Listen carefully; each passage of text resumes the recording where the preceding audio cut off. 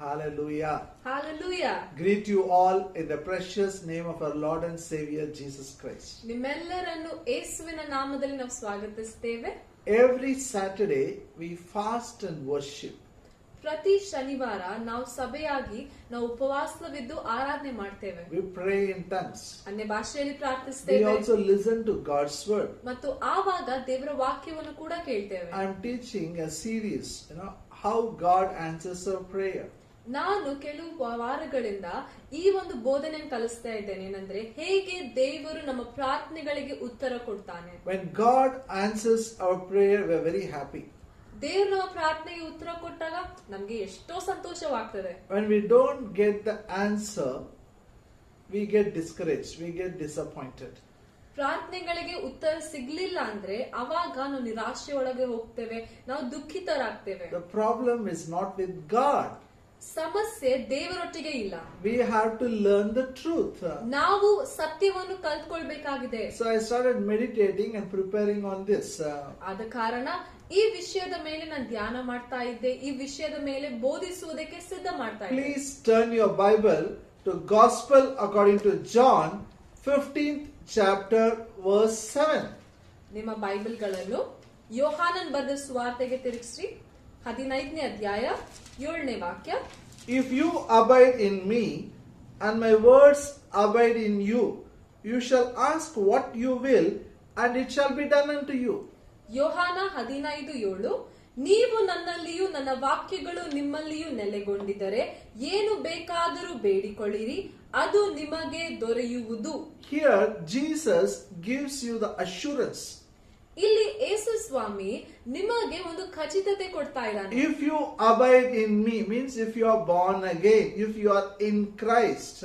ನೀವು ನನ್ನಲ್ಲಿ ನೆಲೆಗೊಂಡಿದ್ದರೆ ಅಂದ್ರೆ ಏನರ್ಥ ಅಂದ್ರೆ ಯಾವಾಗ ನೀವು ಯೇಸುವನ್ನು ಸ್ವೀಕಾರ ಮಾಡ್ಕೊಳ್ತೀರೋ, ಯಾವಾಗ ನೀವು ಕ್ರಿಸ್ತನಲ್ಲಿ ಬರ್ತೀರೋ. And when my words abide in you, ನನ್ನ ವಾಕ್ಯಗಳು ನಿಮ್ಮಲ್ಲಿ ನೆಲೆಗೊಂಡಿದ್ದರೆ ಅಂದ್ರೆ you shall ask what you will, it shall be done unto you. ಆಗ ನೀವ್ ಏನು ಬೇಡಿಕೊಳ್ತೀರೋ ಅದು ನಿಮಗಾಗುವುದು. And then he says, by doing this our Father is glorified. ಮುಂದೆ ಹೇಳ್ತಾನೆ, ನೀವು ಈ ರೀತಿಯಾಗಿ ಮಾಡಿದಾಗ ತಂದೆಯಾದ ದೇವರಿಗೆ ಮಹಿಮೆ ಆಗ್ತದೆ. God wants to answer your prayers. ದೇವರು ನಿಮ್ಮ ಪ್ರಾರ್ಥನೆಗಳಿಗೆ ಉತ್ತರ ಕೊಡ್ಬೇಕು ಅಂತ ಬಯಸ್ತಾ ಇದ್ದಾನೆ. Every time when you receive answer for your prayer, our heavenly Father is glorified. ಪ್ರತಿ ಸಲ ನೀವು ನಿಮ್ಮ ಪ್ರಾರ್ಥನೆಗಳಿಗೆ ಉತ್ತರ ಹೊಂದಿಕೊಂಡಾಗ ತಂದೆಯಾದ ದೇವರಿಗೆ, ಪರಲೋಕದ ತಂದೆಗೆ ಮಹಿಮೆ ಆಗ್ತದೆ. So I studied about this particular subject. I made some points. ಈ ವಿಷಯದ ಬಗ್ಗೆ ನಾನು ಧ್ಯಾನಿಸುವಾಗ, ಅಧ್ಯಯನ ಮಾಡುವಾಗ ಕೆಲವು ಅಂಶಗಳು ನಾನು ಕಲ್ತ್ಕೊಂಡೆ. Before you pray, what you should do. When you are praying, what you should do. After prayer, what you should do. ಪ್ರಾರ್ಥನೆ ಮಾಡೋಕ್ಕಿಂತ ಮೊದಲು ನೀವು ಯಾವ ಕಾರ್ಯ ಮಾಡಬೇಕು, ಪ್ರಾರ್ಥನೆ ಮಾಡುವಾಗ ಏನೆಲ್ಲ ನೀವು ಮಾಡಬೇಕು, ಪ್ರಾರ್ಥನೆ ಮಾಡಿದಾದ್ಮೇಲೆ ಏನ್ ಮಾಡಬೇಕು. The first step is you must be convinced God wants to answer your prayer. ಮೊದಲನೇ ಹೆಜ್ಜೆ ಏನಂದ್ರೆ ನಿಮಗೆ ಸಂಪೂರ್ಣವಾಗಿ ನಿಮ್ಮ ಮನಸ್ಸಿನಲ್ಲಿ ಒಪ್ಪಿಗೆ ಆಗ್ಬೇಕು. ಏನಂದ್ರೆ ದೇವರು ನಿಮ್ಮ ಪ್ರಾರ್ಥನೆಗೆ ಉತ್ತರ ಕೊಡ್ಬೇಕು ಅಂತ ಬಯಸ್ತಾ ಇದ್ದಾನೆ. This is the first step. ಈ ವಿಷಯ ಮೊದಲನೇ ಹೆಜ್ಜೆ ಆಗಿದೆ. Before you pray only I am going to pray, my Father is going to answer. ಪ್ರಾರ್ಥನೆ ಮಾಡೋಕ್ಕಿಂತ ಮೊದಲೇ ನಿಮಗೆ ಗೊತ್ತಿರ್ಬೇಕು ಏನಂದ್ರೆ ನಾನೀಗ ಪ್ರಾರ್ಥನೆ ಮಾಡ್ತಾ ಇದ್ದೇನೆ, ನನ್ನ ತಂದೆ ನಂಗೆ ಉತ್ತರ ಕೊಟ್ಟೇ ಕೊಡ್ತಾನೆ. You should not go for prayer thinking whether God will answer or not. Like that we should not go. ಎಂದಿಗೂ ದೇವರು ನನ್ನ ಪ್ರಾರ್ಥನೆಗೆ ಉತ್ತರ ಕೊಡ್ತಾನೋ ಕೊಡಲ್ವೋ ಅಂತ ಯೋಚನೆಯಿಂದ ಹೋಗ್ಬಾರ್ದು. Double-minded man is unworthy to receive, the Bible says. Bible ಹೇಳ್ತಿದೆ, ಎರಡು ಮನಸ್ಸುಳ್ಳ ವ್ಯಕ್ತಿ ಹೊಂದಿಕೊಳ್ಳುವುದಕ್ಕೆ ಅಯೋಗ್ಯನು. So you should be convinced God wants to answer your prayer. ಮೊದಲನೇದಾಗಿ ದೇವ್ರು ನಿಮ್ ಪ್ರಾರ್ಥನೆಗೆ ಉತ್ತರ ಕೊಡ್ಬೇಕು ಅಂತ ಬಯಸ್ತಾ ಇದ್ದಾನೆ ಅಂತ ನಿಮಗೆ ಒಳಗೆ ಗೊತ್ತಿರ್ಬೇಕು. Second, you must decide what you want from God based on the scriptures. ಎರಡನೇದಾಗಿ ನಿಮಗೆ ಈ ವಾಕ್ಯದ ಪ್ರಕಾರ ದೇವರಿಂದ ಏನ್ ಪಡ್ಕೊಳ್ಬೇಕು ಅಂತ ನಿರ್ಧಾರ ಮಾಡಬೇಕು. This is very important. ಇದು ಬಹಳ ಮುಖ್ಯ ನೋಡಿ. Prayer is not just blabbering. Prayer is using the scriptures. ಪ್ರಾರ್ಥನೆ ಸುಮ್ನೆ ಮನಸ್ಸಿಗೆ ಬಂದ ಮಾತುಗಳನ್ನ ಆಡುವಂತದ್ದಲ್ಲ, ಪ್ರಾರ್ಥನೆಯಲ್ಲಿ ವಾಕ್ಯಗಳನ್ನು ಉಪಯೋಗಿಸಬೇಕು. So when you know the word of God, when you use the word of God, you pray the will of God. ನಿಮ್ಗೆ ದೇವರ ವಾಕ್ಯ ಗೊತ್ತಾದಾಗ, ದೇವರ ವಾಕ್ಯವನ್ನು ಉಪಯೋಗಿಸಿದಾಗ, ಪ್ರಾರ್ಥನೆ ಮಾಡುವಾಗ ದೇವರ ಚಿತ್ತವನ್ನೇ ಪ್ರಾರ್ಥಿಸ್ತೀವಿ. This is the confidence we have in Him. ವಾಕ್ಯ ಹೇಳ್ತಿದೆ, ನಮಗೆ ದೇವರಲ್ಲಿ ಇಂಥ ಭರವಸೆ ಇದೆ. If we pray according to His will, He hears our prayer. ಆತನ ಚಿತ್ತಾನುಸಾರವಾಗಿ ನಾವು ಪ್ರಾರ್ಥಿಸಿದಾಗ ನಮ್ಮ ಪ್ರಾರ್ಥನೆಗೆ ಕಿವಿಗೊಡುವನು. And the third steps, when it comes to the act of prayer. ಮೂರನೇ ಹೆಜ್ಜೆ ಏನಂದ್ರೆ, ಪ್ರಾರ್ಥನೆ ಮಾಡುವಾಗ ಏನ್ ಮಾಡ್ಬೇಕು? These two things you should decide before prayer. ನಾನು ಈಗ ಕಲಿಸಿರುವಂತ ಎರಡು ವಿಷಯಗಳು ಪ್ರಾರ್ಥನೆಗಿಂತ ಮುಂಚೆ ಮಾಡುವಂತದ್ದು. While praying, you should pray as if you already received it. Then you will have it. ಮೂರನೇ ಹೆಜ್ಜೆ ಏನಂದ್ರೆ, ಪ್ರಾರ್ಥನೆ ಮಾಡುವಾಗ ಯಾವ ರೀತಿಯಾಗಿ ಪ್ರಾರ್ಥಿಸಬೇಕು? ಹೊಂದಿಕೊಂಡಿದ್ದೇನೆ ಅಂತ ಪ್ರಾರ್ಥನೆ ಮಾಡಿದಾಗ ಹೊಂದಿಕೊಳ್ಳುವಿರಿ. Because all your blessings are there in Christ Jesus. It is deposited. ನಿಮ್ಮ ಎಲ್ಲ ಆಶೀರ್ವಾದಗಳು ಯೇಸು ಕ್ರಿಸ್ತನಲ್ಲಿ ಇದೆ, ನಿಮಗಾಗಿ ಇಡಲ್ಪಟ್ಟಿದೆ. It's like depositing money in the bank. Whenever you want, you can withdraw it. Bank ಅಲ್ಲಿ ನೀವು ಹೋಗಿ ಹಣ ಹೇಗೆ ಜಮಾ ಮಾಡ್ತೀರಲ್ಲ, ಅದೇ ರೀತಿಯಲ್ಲಿ ಯಾವಾಗ ಬೇಕಾವಾಗ ಹಣವನ್ನು ತಗೊಳ್ಬಹುದು. So pray. While praying, believe you are received it, then you will have it. ಪ್ರಾರ್ಥನೆ ಮಾಡುವಾಗ ಕೂಡ ಹೊಂದಿಕೊಂಡಿದ್ದೀರಿ ಅಂತ ನಂಬ್ಕೊಂಡು ಪ್ರಾರ್ಥನೆ ಮಾಡಿರಿ, ಆಗ ಹೊಂದಿಕೊಳ್ಳುವಿರಿ. And fourth one is after you say amen, what to do.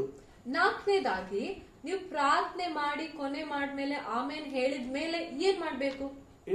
Whatever thoughts comes in your mind or desires which comes in mind should be in line with the prayer what you have made.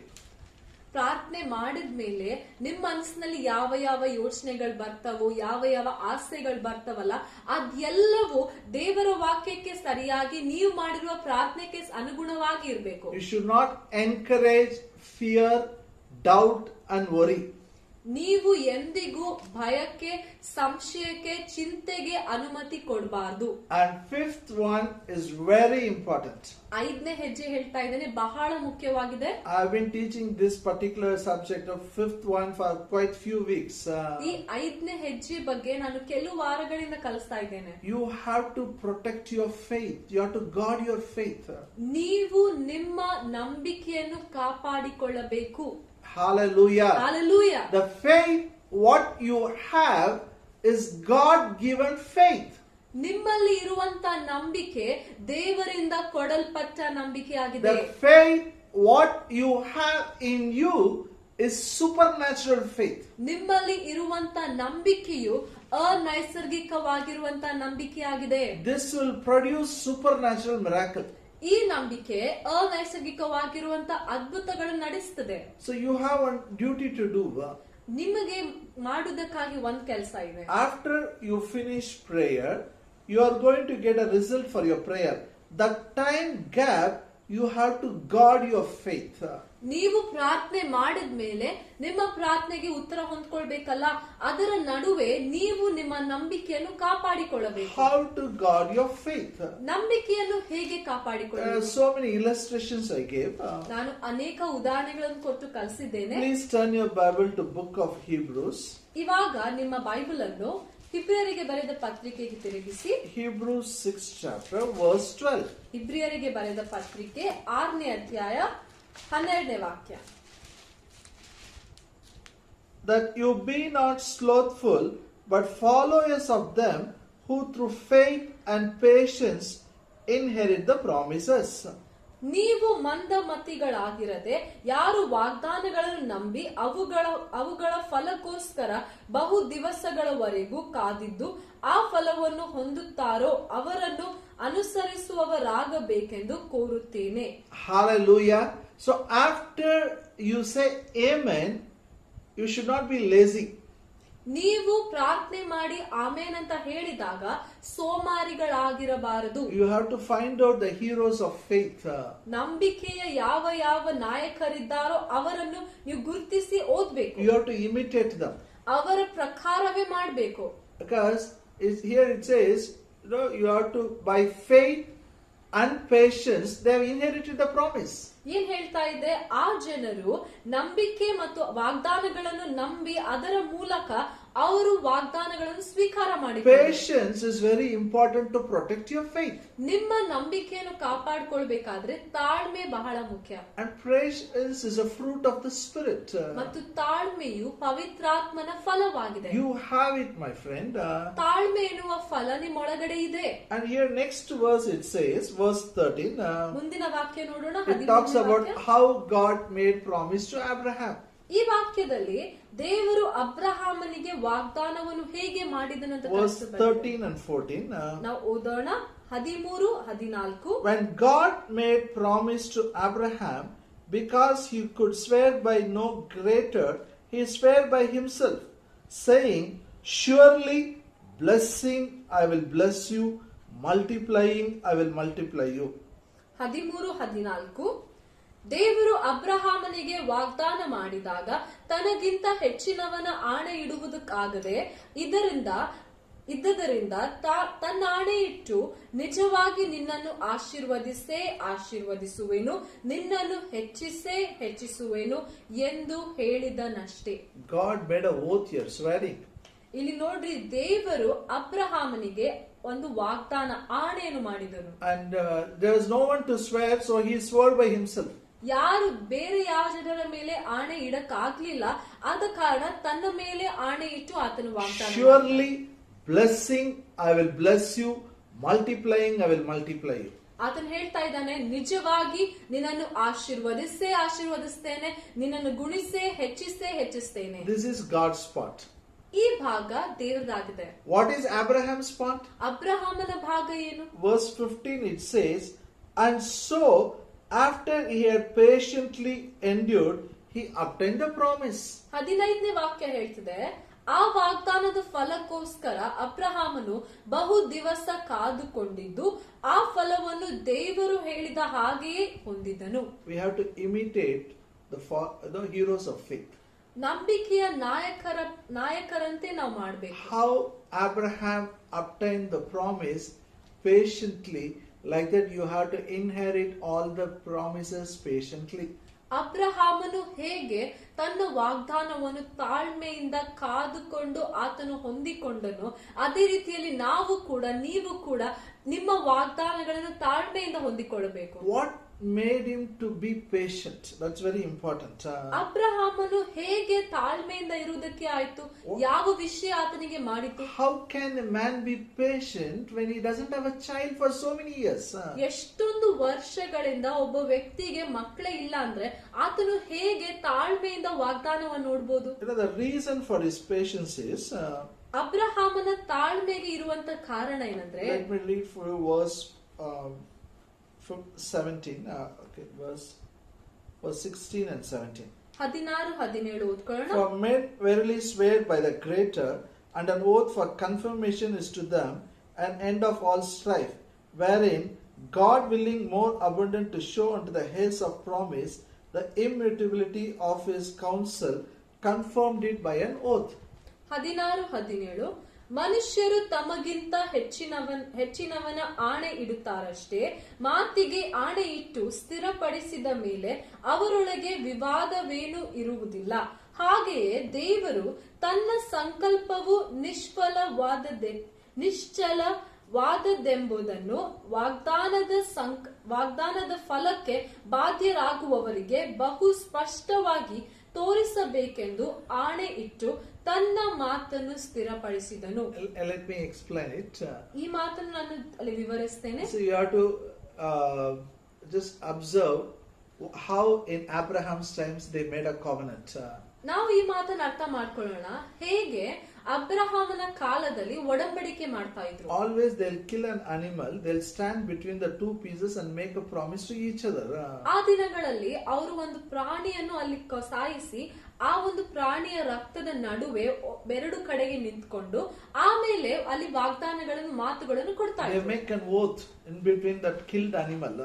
ಅಲ್ಲಿ ಅವರು ಕೊಂದು ಹಾಕಿದ ಆ ಪ್ರಾಣಿಯ ನಡುವೆ ನಿಂತ್ಕೊಂಡು ಅಲ್ಲಿ ಮಾತನ್ನು ಕೊಡ್ತಾ ಇದ್ರು. The moment they make a oath there, it settles, no more doubt.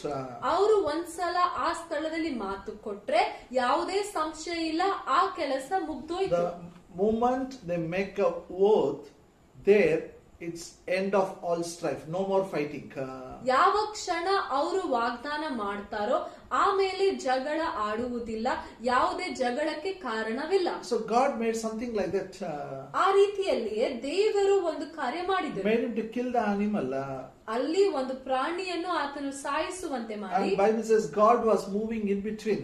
ಮತ್ತು ವಾಕ್ಯ ಹೇಳ್ತಿದೆ ಆ ಒಂದು ಅಬ್ರಹಾಮನು ಕೊಂದು ಹಾಕಿದ ಪ್ರಾಣಿಯ ರಕ್ತದ ನಡುವೆ ದೇವರು ನಡ್ಕೊಂಡು ಹೋಗ್ತಾ ಇದ್ದ. God made a oath there.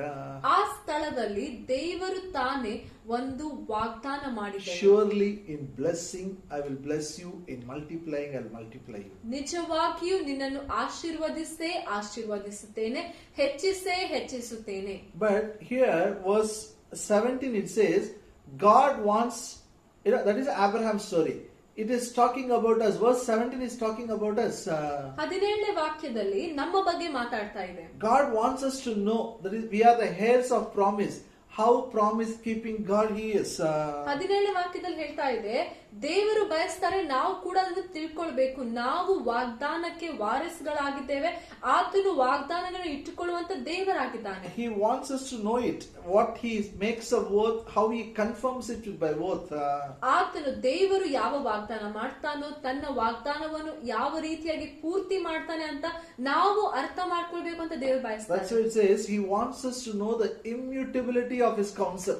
ಅದಕ್ಕಾಗಿ ವಾಕ್ಯ ಏನ್ ಹೇಳ್ತಾ ಇದೆ, ತನ್ನ ಸಂಕಲ್ಪವು ನಿಶ್ಚಲವಾದದ್ದೆಂಬುದನ್ನು ನಾವು ತಿಳಿದುಕೊಳ್ಳುವಂತೆ.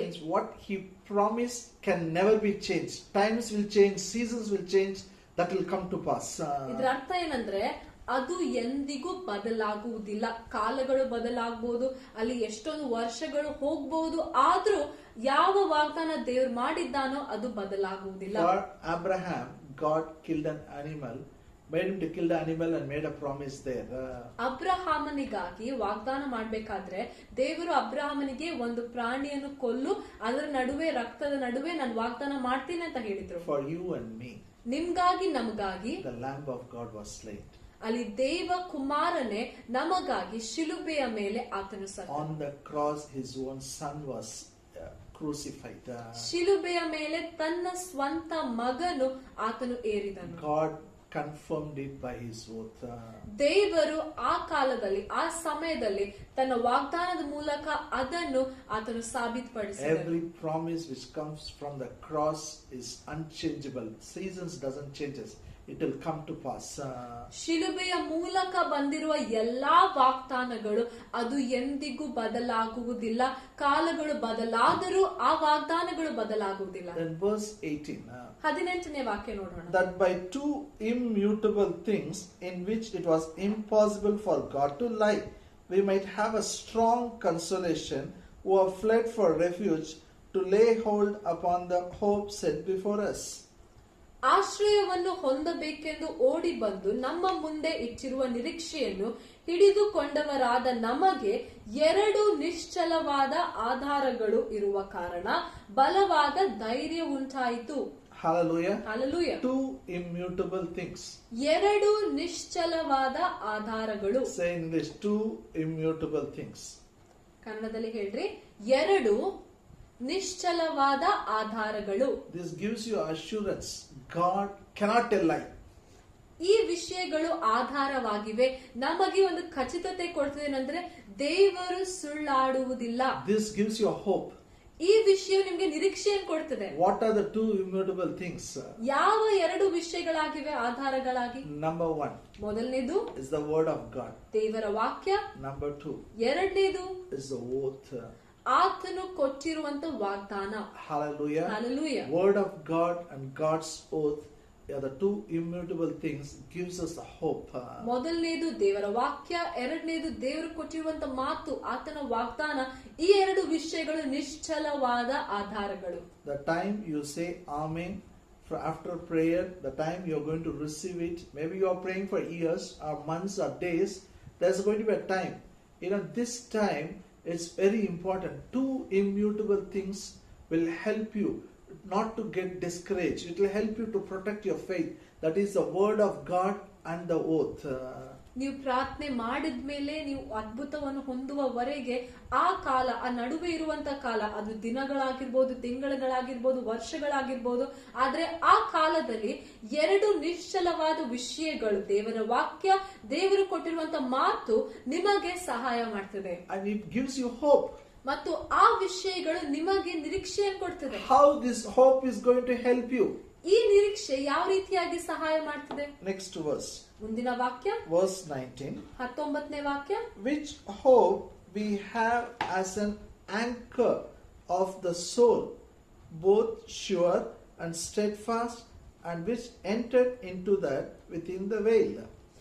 ಈ ಆಧಾರಗಳನ್ನು ಕೊಟ್ಟದ್ದರಲ್ಲಿ ದೇವರು ಸುಳ್ಳಾಡಿರಲಾರನು. ಆ ನಿರೀಕ್ಷೆಯು ನಮ್ಮ ಪ್ರಾಣಕ್ಕೆ ಲಂಗರದ ಹಾಗಿದ್ದು, ಭರವಸೆಗೆ ಯೋಗ್ಯವಾದದ್ದು, ಸ್ಥಿರವಾದದ್ದು ಆಗಿದೆ. Hallelujah. This hope which comes by 2 immutable things, God will not tell lie, is an anchor for our soul. ಈ ನಿರೀಕ್ಷೆಯು ಯಾವುದು ಏನಂದ್ರೆ ದೇವರು ಸುಳ್ಳಾಡುವುದಿಲ್ಲವೋ ಈ ನಿರೀಕ್ಷೆಯು ನಮ್ಮ ಪ್ರಾಣಕ್ಕೆ ಲಂಗರವಾಗಿದೆ. You know what is an anchor? ಲಂಗರ ಅಂದ್ರೆ ಏನ್ ಗೊತ್ತಾ? They tie the ship when it reaches a seashore. ಒಂದು ಅಲ್ಲಿ ದೋಣಿ ಯಾವ್ದಾದ್ರು ಆ ಒಂದು ತೆರೆಗೆ ಮುಟ್ಟಿದಾಗ ಅವಾಗ ಅದನ್ನು ಕಟ್ತಾರೆ. Before it reaches person, one person will get down, take a rope, tie it to the ship, and go tie it to one tree or a pole. ಅಲ್ಲಿ ಹೋಗ್ಬಿಟ್ಟು ಅದನ್ನು ಆ ದೋಣಿ ಅದು ಆ ತೆರೆಗೆ ಮುಟ್ಟಿದ್ಮೇಲೆ ಆಮೇಲೆ ಅದನ್ನು ಕಟ್ಟುವುದಕ್ಕಾಗಿ ಅಲ್ಲಿ ಅವರು ಒಂದು ಗಿಡಕ್ಕೆ ಕಟ್ತಾರೆ, ಇಲ್ಲಾಂದ್ರೆ ಒಂದು ಕಂಬಕ್ಕೆ ಕಟ್ತಾರೆ. Once it is tied, everybody is safe. ಒಂದ್ಸಲ ಅದು ಕಟ್ಟಲ್ಪಟ್ಟಿದ್ಮೇಲೆ ಎಲ್ಲ ಜನರು ಅಲ್ಲಿ ಸುರಕ್ಷಿತರಾಗಿರ್ತಾರೆ. Oh, now it is over. It is tight. ಈಗ ಆಯ್ತು, ಅದು ಕಟ್ಟಲ್ಪಟ್ಟಿದೆ, Wind ಸುರಕ್ಷಿತವಾಗಿದೆ. may blow, floods may come, storm may come, nothing will happen to them because they are anchored now. ಅಲ್ಲಿ ಬಿರುಗಾಳಿ ಬಂದರು, ಅಲ್ಲಿ ಪ್ರವಾಹ ಬಂದರು, ಏನು ಆಗುವುದಿಲ್ಲ. ಯಾಕೆಂದ್ರೆ ಈಗ ಆ ದೋಣಿ ಕಟ್ಟಲ್ಪಟ್ಟಿದೆ. My dear friend, ನನ್ನ ಸ್ನೇಹಿತರೆ, word of God gives you that hope. ದೇವರ ವಾಕ್ಯವು ನಿಮಗೆ ಆ ನಿರೀಕ್ಷೆಯನ್ನು ಕೊಡ್ತಿದೆ. You know, you say Amen and you wait for the result. ನೀವು ಆಮೇನ್ ಅಂತ ಹೇಳಿದ್ಮೇಲೆ ಆ ಒಂದು ಅದರ ಫಲಕ್ಕಾಗಿ ನೀವು ಕಾಯುವಾಗ your prayer will be answered. You will see it in the natural realm. ನಿಮ್ಮ ಪ್ರಾರ್ಥನೆಗೆ ಉತ್ತರ ಸಿಕ್ಕಿರ್ತದೆ, ನೀವು ಅದನ್ನು ನಿಮ್ಮ ನೈಸರ್ಗಿಕ ಲೋಕದಲ್ಲಿ ಕಾಣ್ತೀರಿ. Maybe you are praying for a healing. ಉದಾಹರಣೆಗೆ ನೀವು ಸ್ವಸ್ಥತೆಗಾಗಿ You ಪ್ರಾರ್ಥಿಸುವಾಗ are going to receive it. ಆ ಸ್ವಸ್ಥತೆ ಹೊಂದ್ಕೊಳ್ತೀರಿ. Maybe you are praying your loan should be cleared.